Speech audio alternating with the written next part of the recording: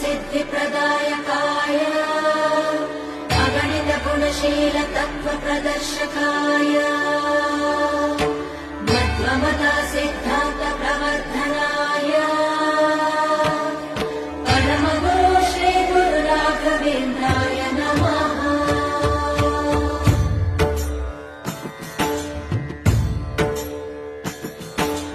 पूज्याय राघवेन्द्राय सत्यधर्मरताय च भजतां कल्पवृक्षाय नमतां कामधेनवे।